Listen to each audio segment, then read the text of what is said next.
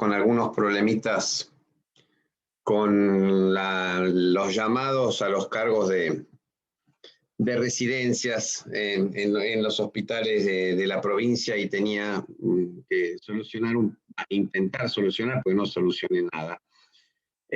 Un par de cositas con el Hospital Centenario. Bien. ¿De qué se trata el tema de hoy? El tema de hoy es hablar un poquito de ciclo cardíaco, ¿sí? De cómo se genera esta, ¿cómo se llama? Esta adaptación al incremento de la fuerza, digamos, de la necesidad de aportar energía a los músculos que están realizando un trabajo incrementado. Y para eso, bueno, ustedes vieron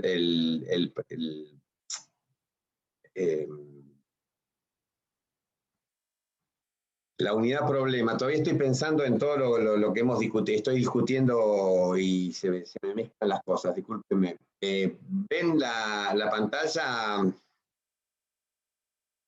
¿Alcanzan a ver la pantalla? Sí, profe. Sí, profe, se ve bien. Bien. Bueno, lo que tenemos acá es...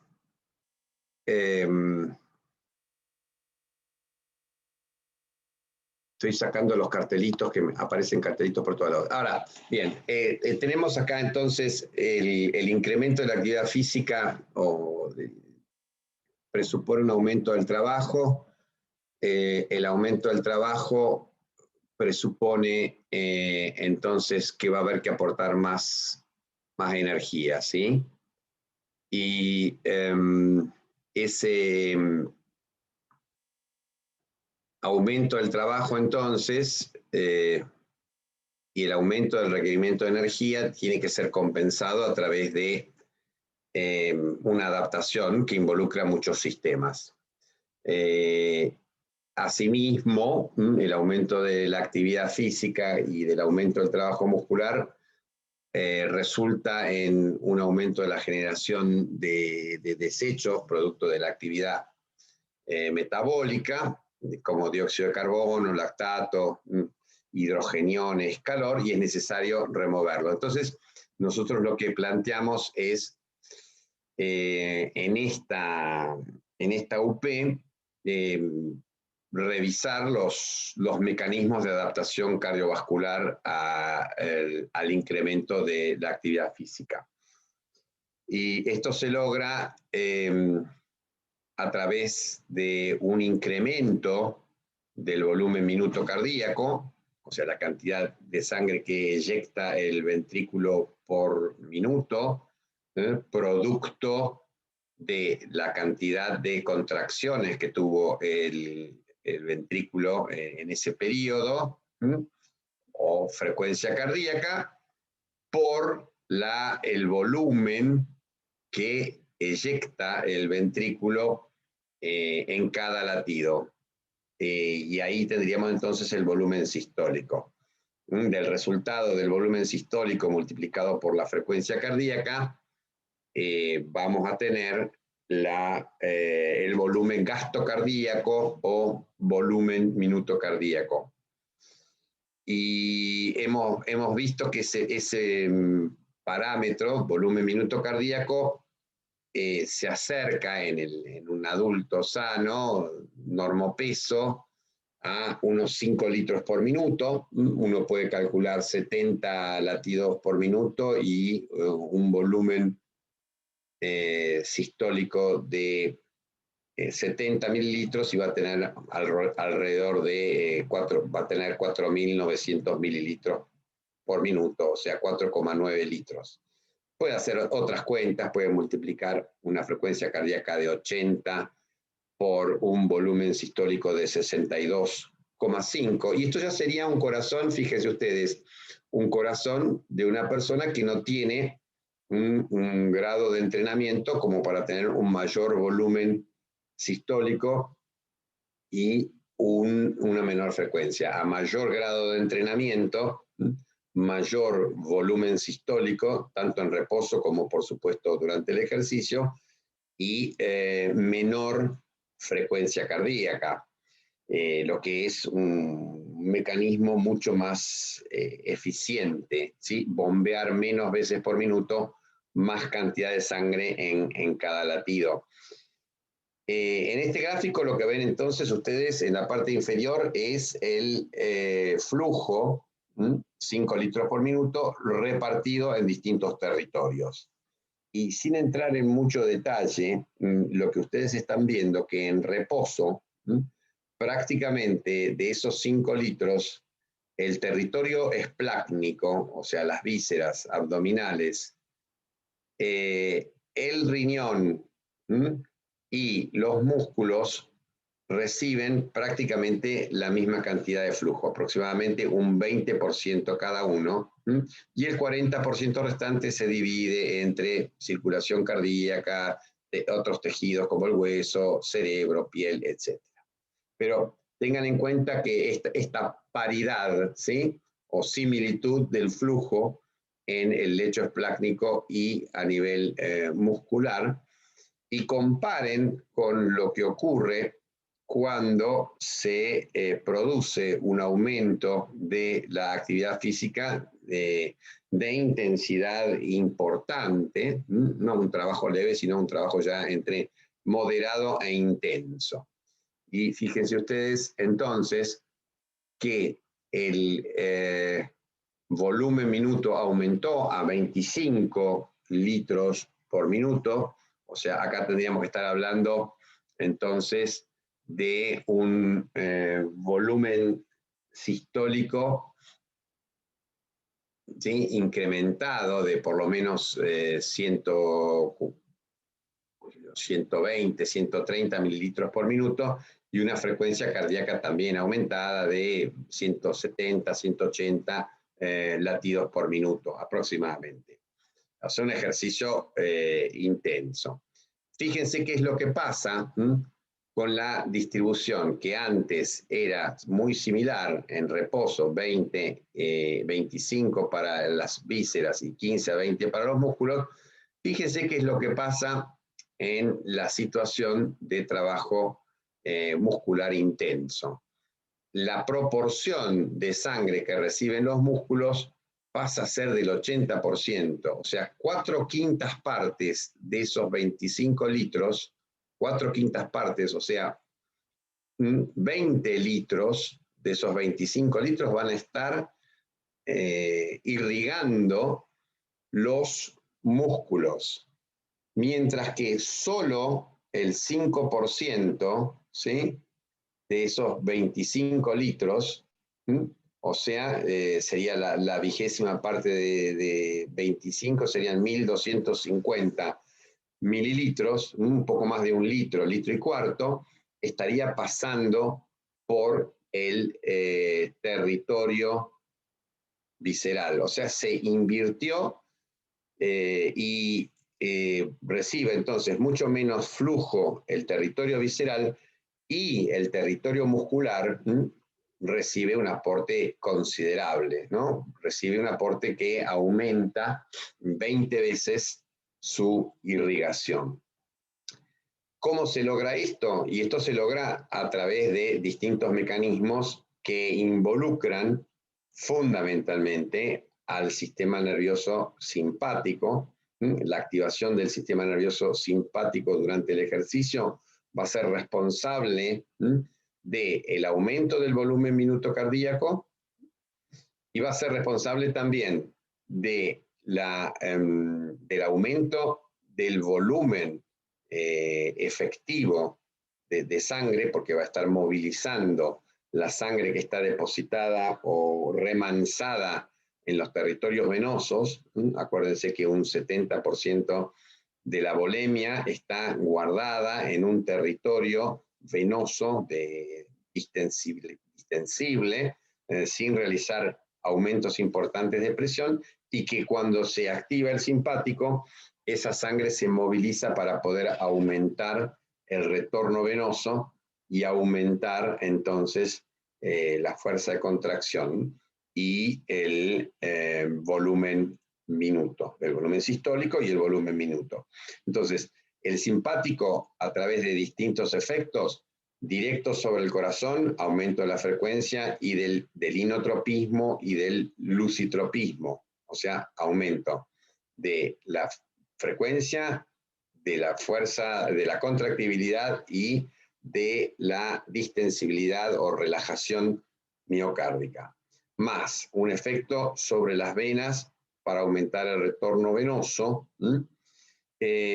más otro hecho muy importante, y es que la activación del simpático a través de un efecto alfa-adrenérgico va a cerrar el aporte al territorio esplácnico, mientras que a través del simpático colinérgico, que es lo que inerva los músculos, va a producir una importante vasodilatación a nivel muscular.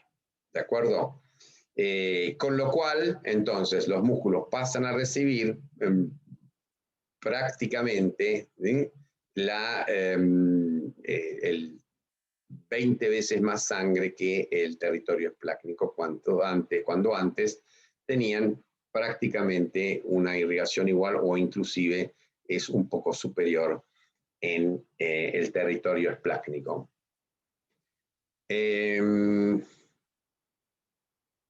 Vamos a ver qué preguntas tienen alrededor de esto, ¿sí? Vamos a pensar un poquitito y que no avanzar hasta no haber resuelto las dudas correspondientes a este gráfico. ¿Alguien tiene alguna duda? Hola, profe. Yo te quería hacer una Hola. pregunta. Teniendo en cuenta, digamos, el problema de la unidad que hablan de que este niñito cuando empieza a correr se agita y todo lo demás, esto del sistema nervioso sería, digamos, más que nada el responsable de que todo lo demás ocurra. Justo lo de la agitación no.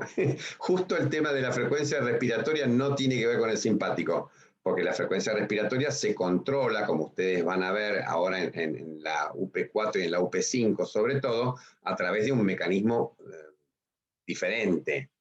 Pero Claro, a los través del cambios centro regulador que se encontraría en el bulbo. en el bulbo, exactamente. O sea, el aumento de la frecuencia respiratoria durante el ejercicio tiene que ver con el aumento o con la llegada de estímulos al centro respiratorio desde el sistema nervioso central, ya sea desde las áreas que planean la ejecución de los movimientos, como también desde la periferia por los propioceptores, los receptores que están en las articulaciones, en los músculos, etcétera, que le informan al sistema nervioso central sobre el aumento de la actividad de los miembros, por ejemplo, si estamos corriendo, de los miembros inferiores. Así que ahí no iría el aumento de la ventilación relacionado con el sistema nervioso simpático, más allá de un cambio que sí se debe a la actividad del simpático, que es el aumento del diámetro bronquial, la broncodilatación, que responde a un mecanismo beta 2 adrenérgico, ¿sí? Bien, pero ¿qué otras cosas se suman en esta adaptación? Además de lo respiratorio, y habla de la agitación. Chico llega con la cara enrojecida, y eso está hablando entonces de una redistribución del flujo hacia el lecho sanguíneo en la dermis, o sea, está hablando de la necesidad de transferir el calor desde donde se genera a través de la sangre y luego de allí disipar ese calor digamos, aumentando el pasaje de calor al medio. Y eso se logra con la vasodilatación y se logra con la sudoración, ¿sí? La vasodilatación hace que se pierda más calor por radiación, mientras que la transpiración lo que hace es generar evaporación y una pérdida importante de calor gracias a la evaporación del del sudor, ¿sí? ¿Y qué otra cosa tenía este chico, Brisa? ¿Qué otra cosa presentaba? Que sentía que su corazón le golpeaba el pecho. Bien, entonces, y esto tiene que ver obviamente con un contenido importante de anatomía, o sea, ustedes tienen que conocer las relaciones, ¿no? Del corazón, dentro de las relaciones del corazón, epa, se escapó la presentación, ¿no? No, no, yo la No sigo viendo. pregunté. No, se ve, Yo profe. la veo, profe. ¿Se ve? Ah, mira, bueno, no, porque se ve que toqué algo y apareció otra pantalla, pero se ve que está puesta em, ¿cómo se llama? Está enfocada, la ventana sigue enfocada en el Zoom. Las relaciones anatómicas entonces del corazón incluyen, me imagino, esto lo tienen que manejar ustedes muy bien, ¿no?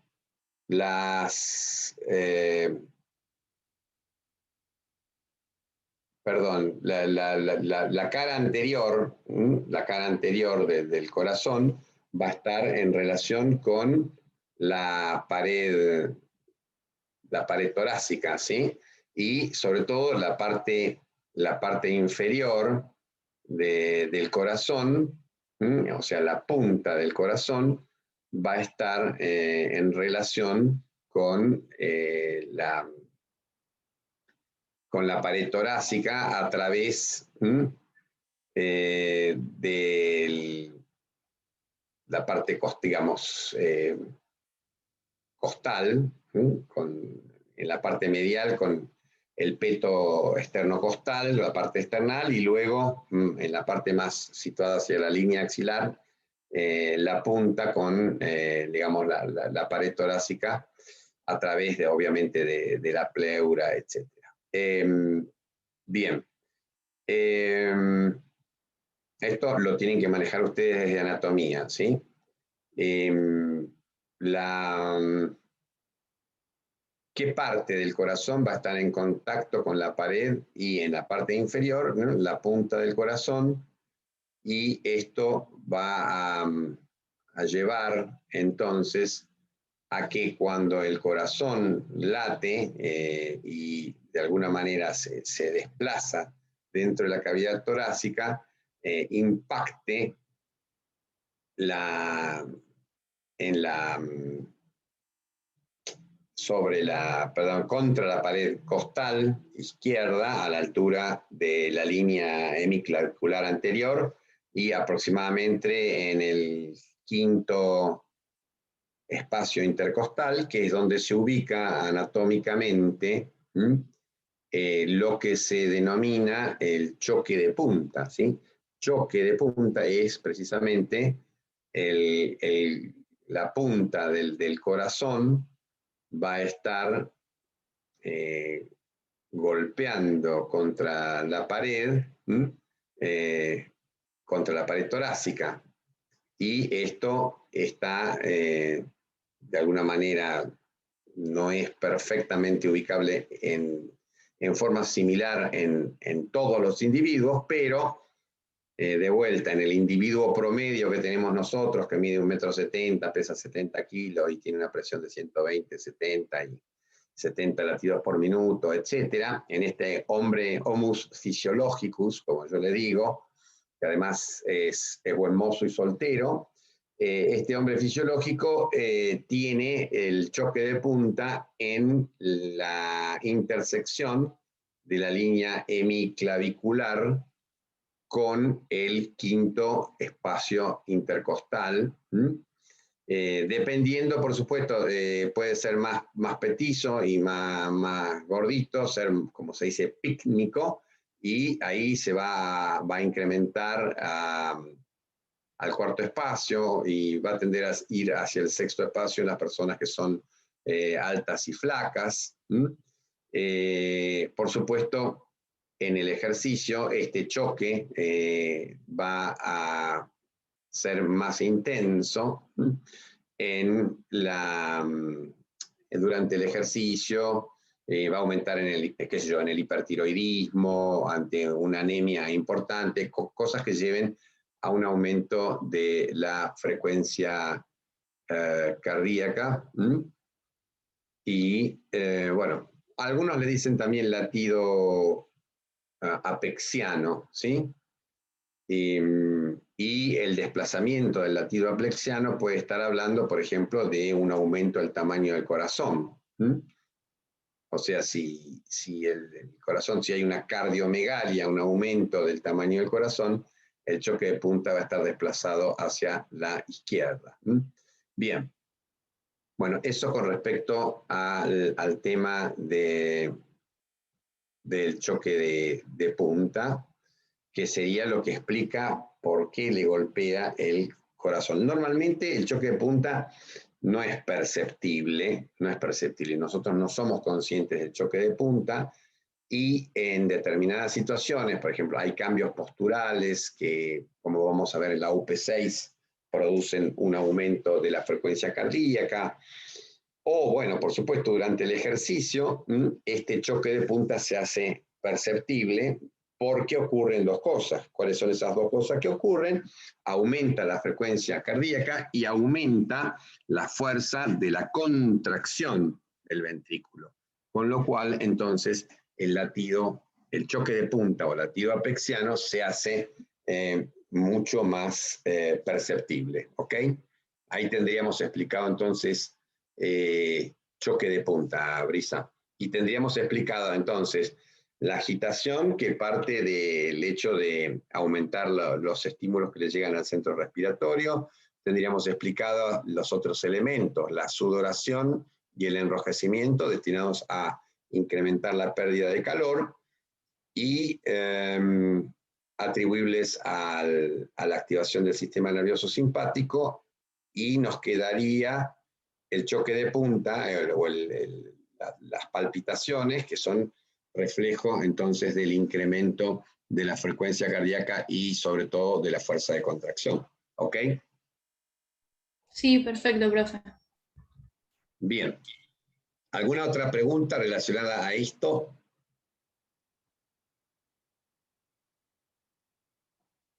De mi parte no, profe. Bueno, sigamos entonces. Vamos a avanzar.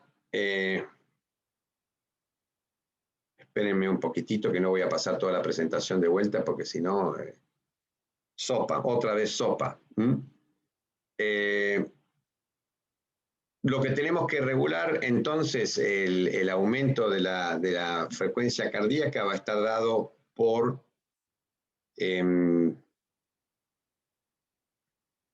¿se ve la imagen? Sí, sí, sí.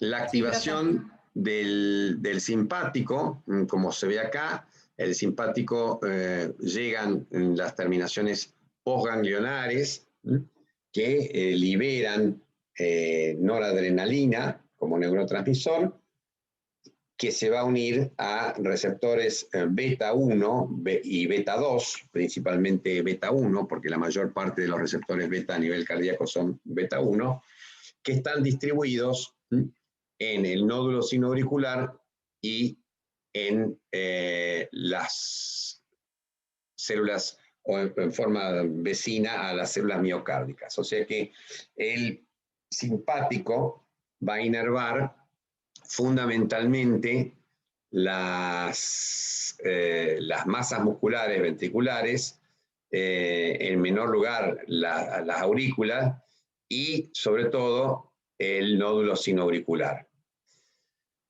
Mientras que el otro mecanismo de regulación, el parasimpático, a través de los vagos, va a estar inervando la zona del nódulo sinoauricular y del nódulo auriculoventricular sin tener participación en el control de la contracción de las fibras miocárdicas. Este mecanismo se suma a otro mecanismo, o sea, el mecanismo del simpático se suma a otro mecanismo que es propio del corazón y que tiene que ver con una propiedad que tiene el músculo cardíaco, que es la de incrementar su fuerza de contracción cuando se distiende. O sea, la distensión que se produce en las fibras musculares del ventrículo por el aumento del llenado genera un aumento de la expulsión de sangre. Es como si el corazón se adaptara y cuando recibe una cantidad mayor de sangre, aumenta su fuerza de contracción para poder vaciarse adecuadamente y que no aumente el volumen residual en el ventrículo.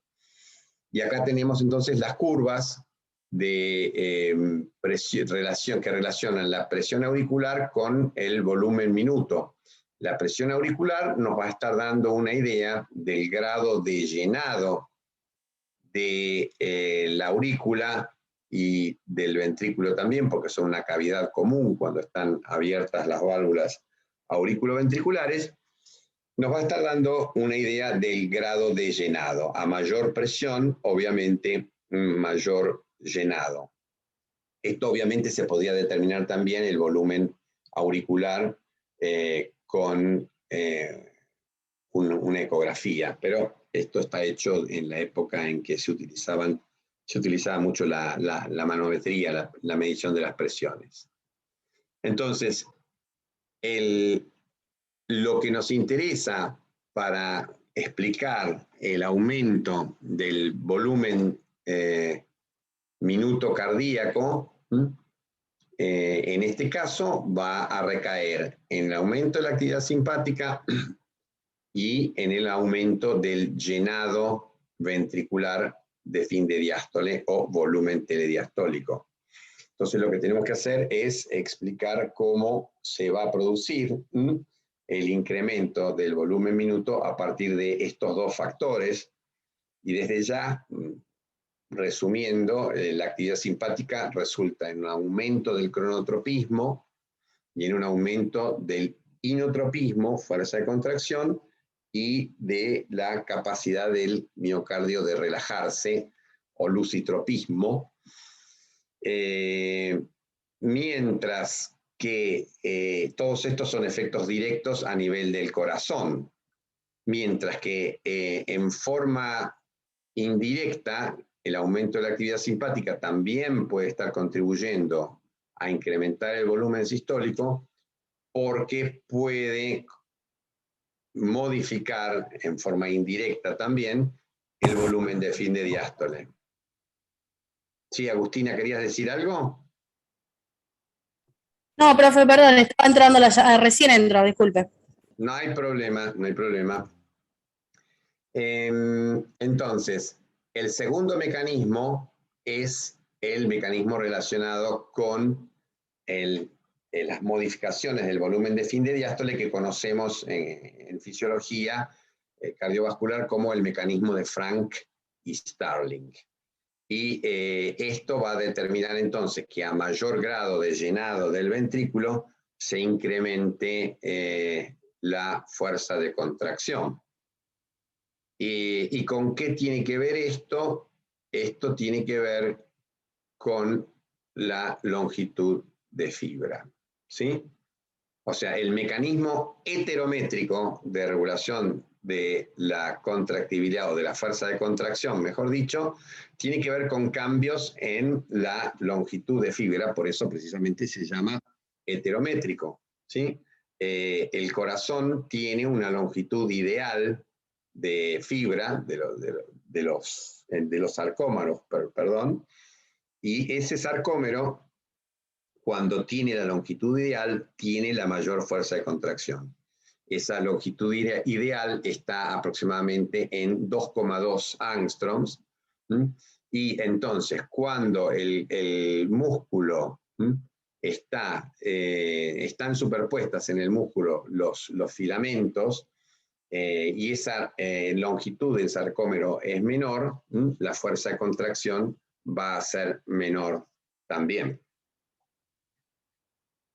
Entonces hay una combinación para producir un aumento del volumen minuto de dos efectos. un efecto que es el efecto heterométrico o con cambio de longitud de fibra y que se explica por el aumento de la precarga, y el otro mecanismo es el mecanismo homeométrico, o sea, sin variación de la longitud de fibra, que está dado por el estímulo beta 1 adrenérgico y resulta de un aumento de la contractibilidad y en menor grado de la distensibilidad miocárdica.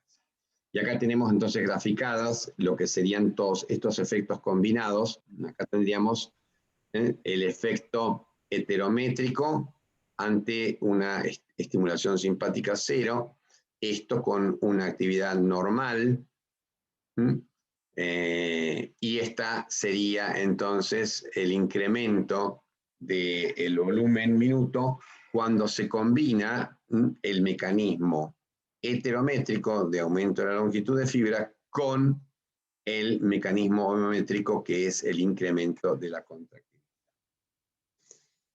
Disculpe, profe, una pregunta. Sí. Sí, El Agustín. mecanismo de Starling tiene un límite, ¿no? En cuanto a la capacidad del corazón de adaptarse a este volumen creciente. Tiene un límite, sí, precisamente el límite está dado por esta meseta e inclusive puede caer el volumen sistólico cuando se incrementa demasiado el llenado. ¿Okay? Pero lo que quería preguntar es qué tan alto es este límite, más o menos. Y acá lo tenés, fíjate, lo tenés graficado en 25 litros, pero varía, obviamente, de acuerdo al grado de entrenamiento del sujeto. Okay, Varía de acuerdo a la constitución física del sujeto y a su entrenamiento.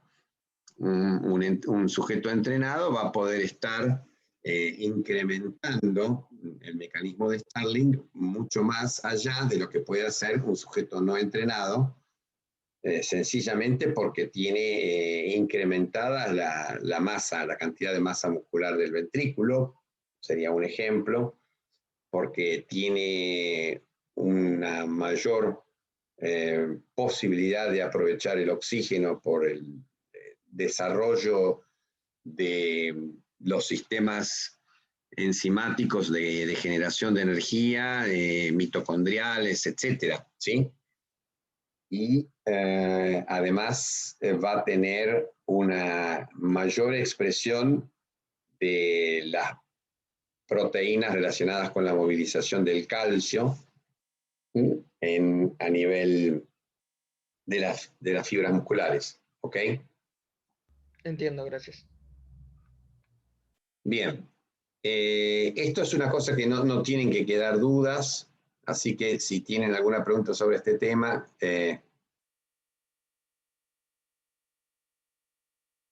fíjense acá que apenas se modifica, se incrementa muy poquitito el ingreso de calcio, fase 2 del potencial de acción, ingreso de calcio cuando actúa la noradrenalina por frente a los controles. O también acuérdense que la adrenalina circulante en forma de hormona puede estar también contribuyendo a este efecto. Si bien las modificaciones en el manejo del calcio, en el ingreso de calcio y la despolarización en fase 2 son mínimas, existe un aumento muy importante de la tensión generada por la fibra que se contrae bajo estímulo noradrenérgico. ¿Ok?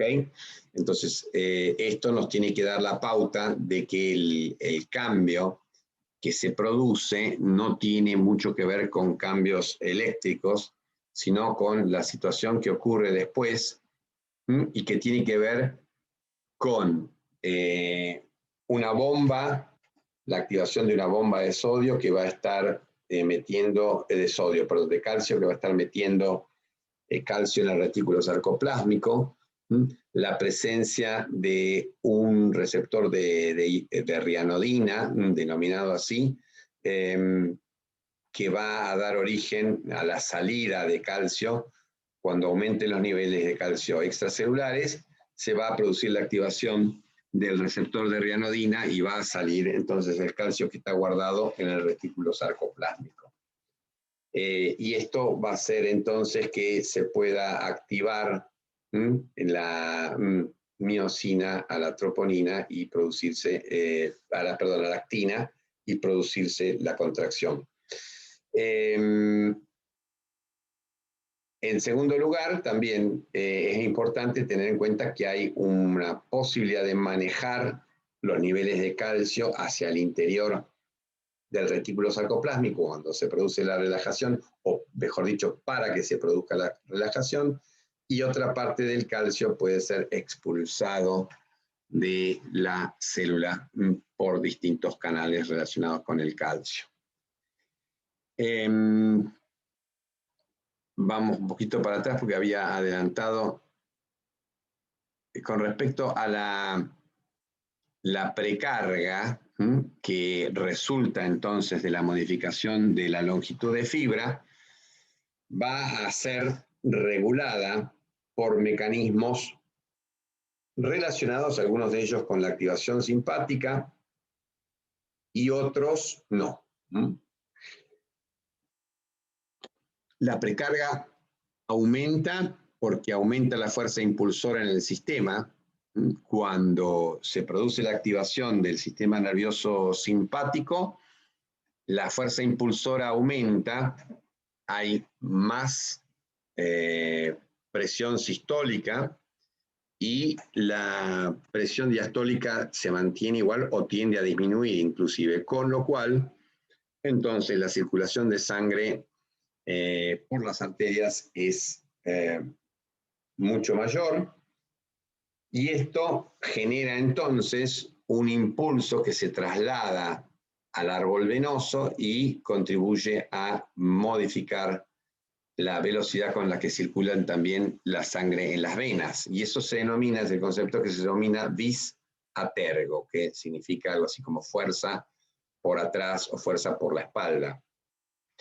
Otro tema importante que resulta en el aumento del retorno venoso es el aumento de la volemia efectiva. ¿Qué significa esto? Significa que cuando se contraen las venas, sobre todo las venas periféricas que albergan gran cantidad de sangre por efecto del simpático, se va a producir entonces una represión, un llenado del árbol vascular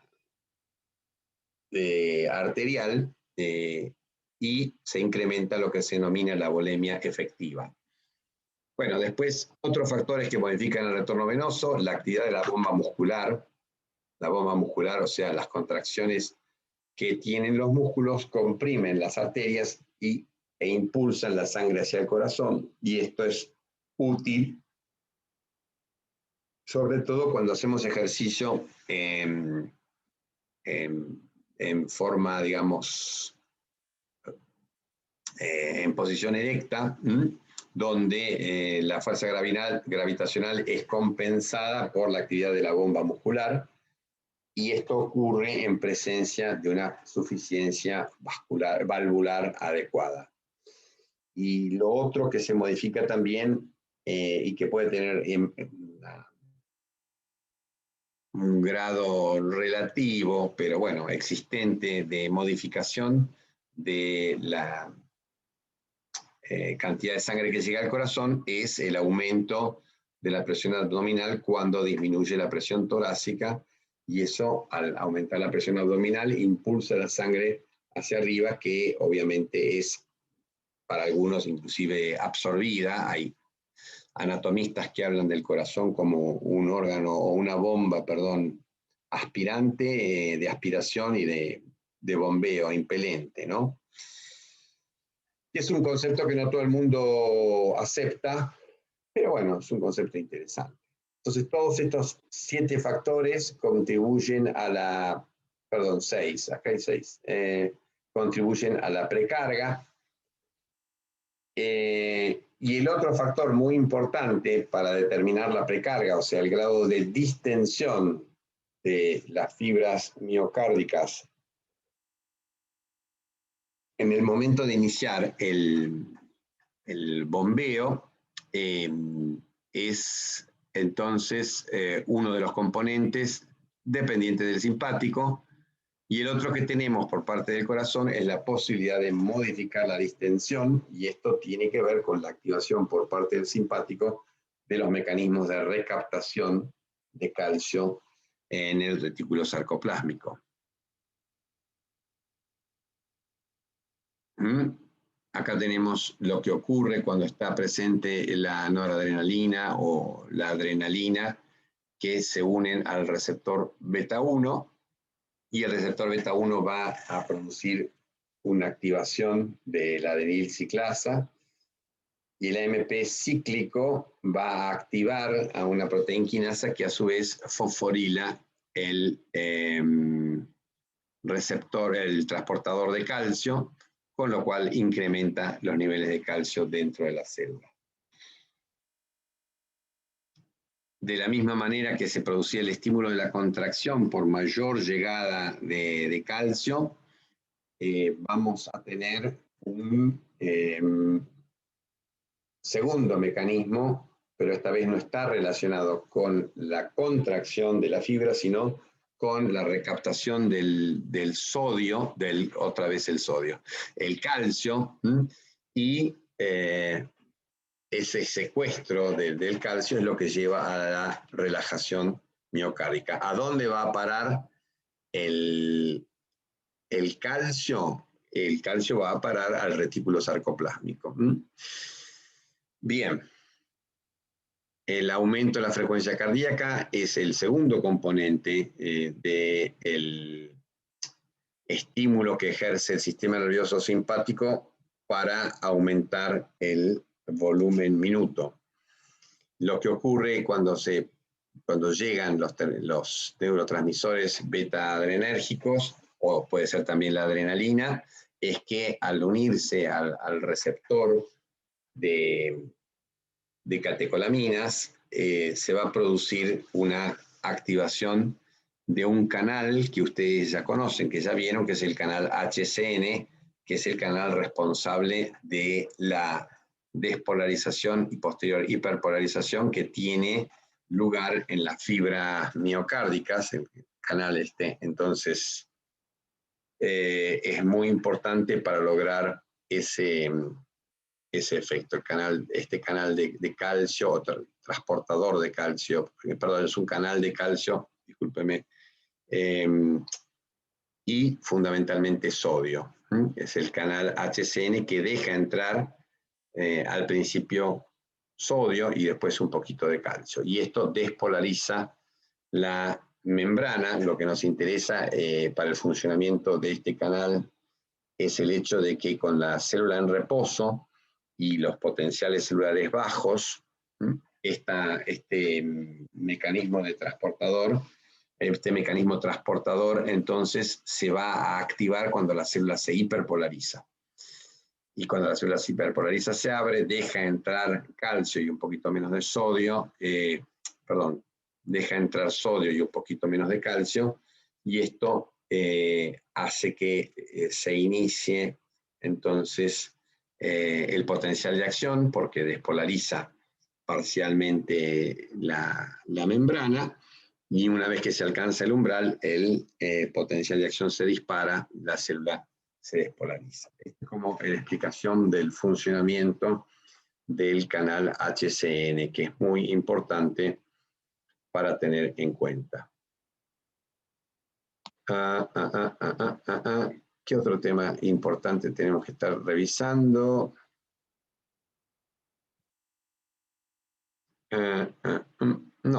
No tenemos otros temas más para revisar.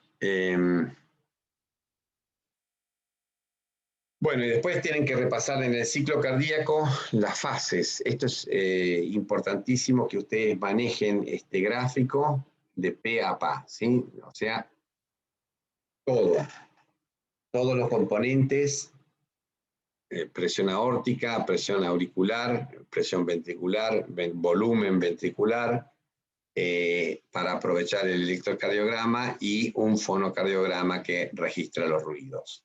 Entonces, ustedes tienen que manejar cada una de estas curvas y decir, bueno, en este momento del ciclo cardíaco, en la diástole, ¿qué se va a producir? Lo primero que se va a producir es la apertura de las válvulas sinoauriculares, y esto se motiva por el hecho de que la presión en el ventrículo cae después de la contracción y se va a producir entonces un fenómeno que es la llegada de sangre al ventrículo proveniente o controlada por otros mecanismos. Discúlpenme un momentito que tengo que atender la puerta. Acabo de escuchar que están golpeando. Discúlpenme un segundito nada más.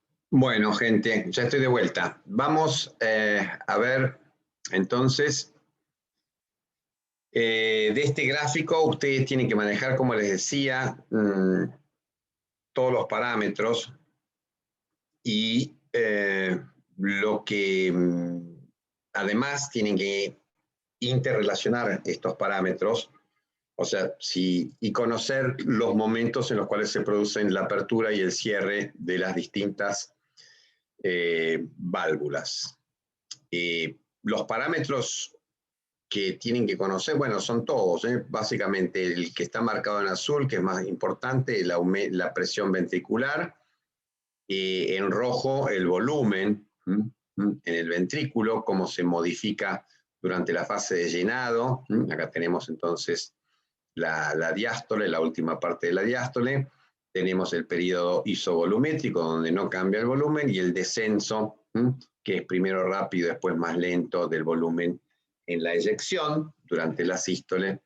Luego el periodo isovolumétrico diastólico, y aquí entonces la apertura de las válvulas auriculoventriculares precipita el llenado, que primero es rápido, después es lento y después presenta el incremento asociado a la contracción de la aurícula.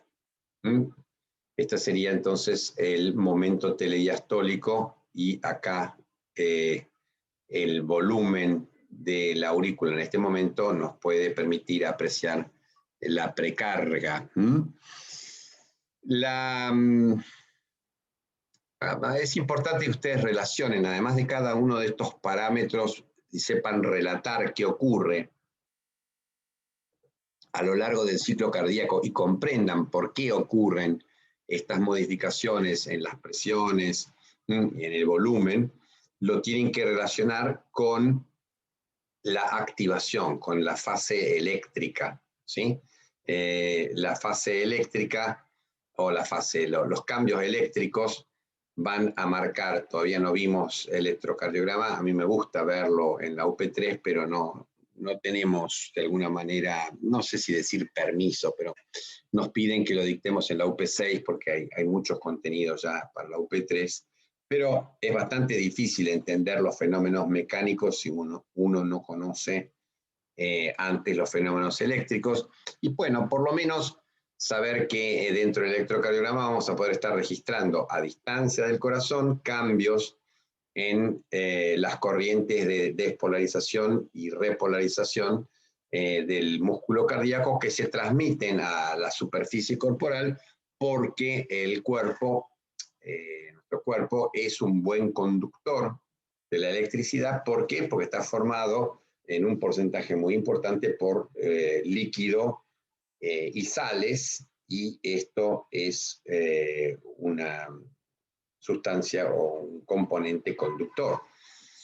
Y lo que registramos entonces en el electrocardiograma es la despolarización auricular, onda P, luego el silencio o la fase isoeléctrica en la cual no hay ni despolarización ni hiperpolarización, que va a estar dado por el traslado del impulso en el nódulo auriculoventricular, luego la despolarización del ventrículo, y en este momento acá se está repolarizando la aurícula y por eso no lo vemos, y luego la repolarización ventricular. Entonces ustedes tienen que conocer qué relación tienen los eventos mecánicos, como por ejemplo la contracción de la aurícula que genera esta onda A de presión auricular, con el electrocardiograma. Previo a este aumento, lo que se produjo es la despolarización de las aurículas y luego como consecuencia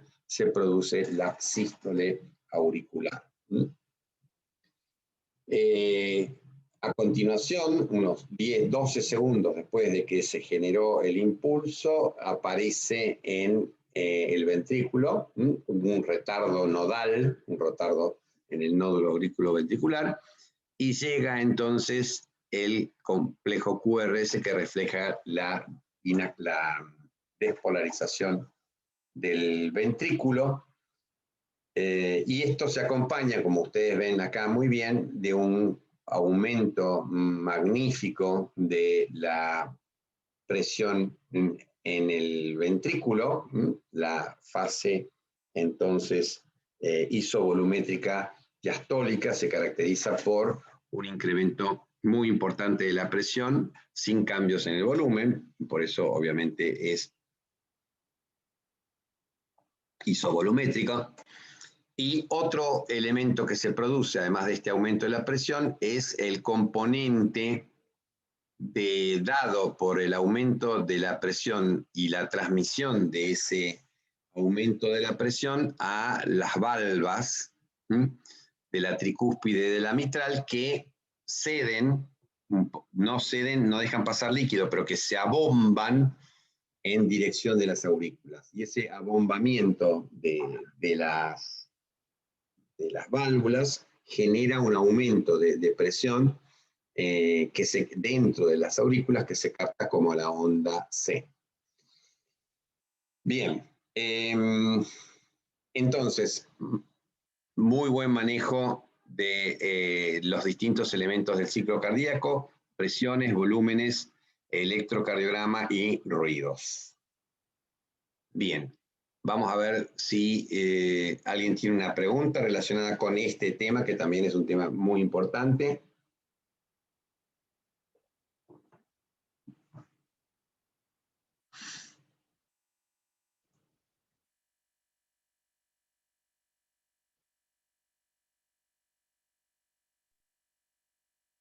¿Alguien me puede decir de qué ventrículo se trata? Si es el ventrículo izquierdo o derecho.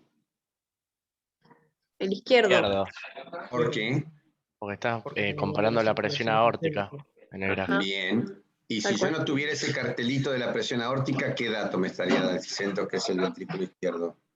La elevada presión, el volumen y la presión acá, que No, el sabemos que es volumen mayor. no, el volumen tiene que ser el mismo porque los No, dos circuitos sí, la manejan el presión. mismo volumen. los niveles de La presión que se están hablando. Los niveles La de presión. ¿Mm? Porque la Acá la presión en el maneja ventrículo la derecho presión. se estaría moviendo entre 0 y 25-30, es cuatro veces menor, ¿ok? Pero sí, también estamos hablando, obviamente, si dice aórtico, vamos a estar hablando del ventrículo izquierdo. Bien. Bueno, no hay preguntas, pasamos al ver qué otro tema tenemos por acá dando vuelta. Hay cosas de Zoom que me gustan y hay cosas de Zoom que no me gustan y viceversa de Meet. O sea, no existe el programa perfecto. Bueno, no existe nada perfecto. Video, floating meeting, ahí está. Vamos a... perdón, ¿se modifica el tamaño de la imagen si yo lo cambio en mi computadora? ¿La imagen tiene siempre el mismo tamaño o se está moviendo para ustedes? Se mueve. Ahora se mueve. ¿Aumenta el tamaño? Ahora sí. Sí, profe. ¿Así la ven mejor? Bien, bien o no. Bueno. Bueno, el otro gráfico un poquito más complicado de entender, quizás no tenga tantos elementos, pero porque no mezcla electrocardiograma ni esas cosas. Para mí es un gráfico secundario. En realidad el loop presión-volumen es un gráfico secundario, es un gráfico que sirve para entender fenómenos patológicos como la insuficiencia cardíaca, pero que desde el punto de vista descriptivo tiene menos datos, es menos rico que el gráfico anterior. Lo que está proponiendo de alguna manera es un dato interesante que sería el trabajo cardíaco durante un ciclo, que sería esta superficie.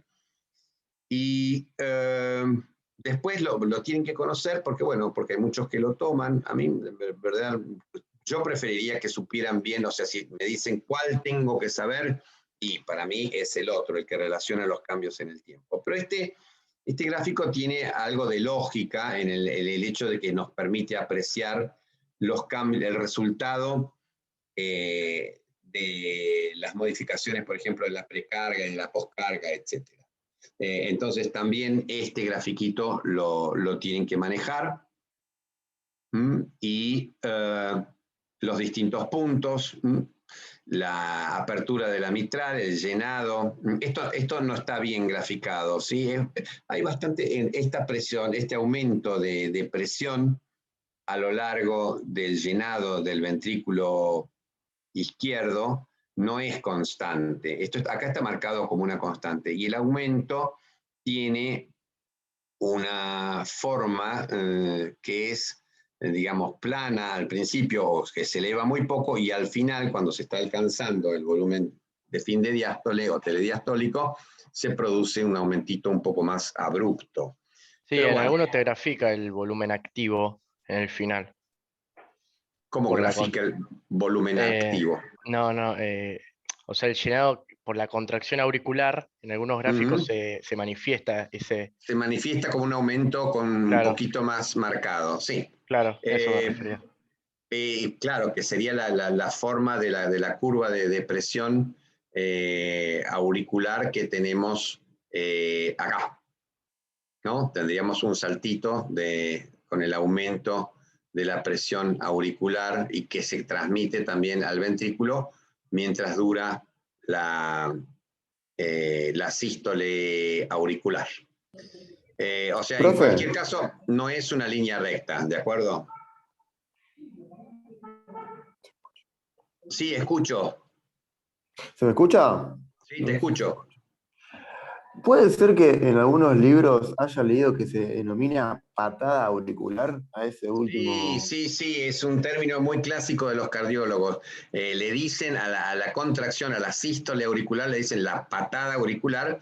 No sé por qué, porque en realidad, como una patada, como que termina el llenado, ¿m? Con un poco de, digamos, de trabajo de tipo activo, mientras que, digamos, Claro. 75% o 80% del llenado ventricular es pasivo.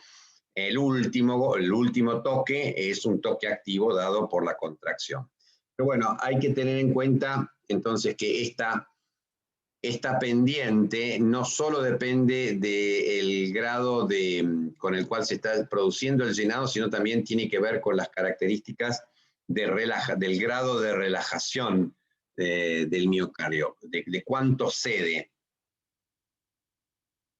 Y en ese sentido, los primeros 50 mililitros del llenado no generan un cambio importante en la tensión, mientras que ya en la última parte sí. O sea que tendríamos acá una combinación de dos elementos. Primero, la distensibilidad del miocardio que se va modificando y va disminuyendo a medida que se llena.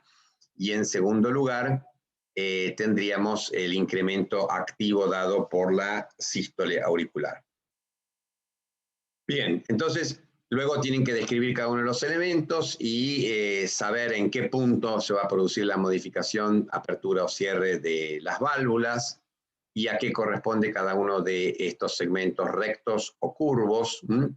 Los segmentos rectos sí o sí son los relacionados con las fases isovolumétricas en las cuales hay aumento de la presión o disminución de la presión sin cambios importantes, sin cambios en el volumen. Bien, tengo que tomar examen ahora de nutrición, así que vamos a terminar acá y vamos a dar lugar para hacer esto de una clase de repaso con algo de interacción a preguntas. Tenemos 8 minutos para realizar preguntillas. Así que, Profe, sí, una consulta. Para estudiar ciclo cardíaco, ¿qué libros lo recomendaría de fisiología? cualquier libro más o menos moderno. A mí me gusta Gannon porque es cortito. O sea, con Gannon uno no tiene problemas porque es un libro corto. El Bessie Taylor me gusta porque está escrito muy a nuestra imagen y semejanza, porque está escrito en la Argentina, en Buenos Aires mayormente, si no casi totalmente, a ver, tendría que hacer memoria. El Guyton es un muy buen libro, es un poco largo y es un poco, ¿cómo se diría? Vuelve sobre los temas. Yo le digo que es una especie de rumiación que hace, como hacen las vacas con el pasto, que mastican, parece que lo tragaran y después vuelven a masticarlo. Y Guyton tiene eso, con muchos temas que explica una cosa, cambia, después vuelve a la cosa anterior explicándolo de otra manera y uno a veces se confunde. Y aparte lo alarga, pero está muy bien. Y bueno, Hussey también está bien. Sacando el tema de que, por ejemplo, no va a hablar de los canales HCN porque todavía no se habían descubierto cuando se imprimió el libro. Qué sé yo, no tengo un libro preferido. Si me dijeras así de sopetón, me gusta mucho el Bessie Taylor, me gusta mucho Bernie Levy, qué sé yo. No tengo un preferido. Ah, gracias, profe. No hay de qué. Bueno, voy a tener que volver a los controles, eso es Escape, y vamos a terminar con la presentación. Bueno, gente, ¿alguna otra preguntita?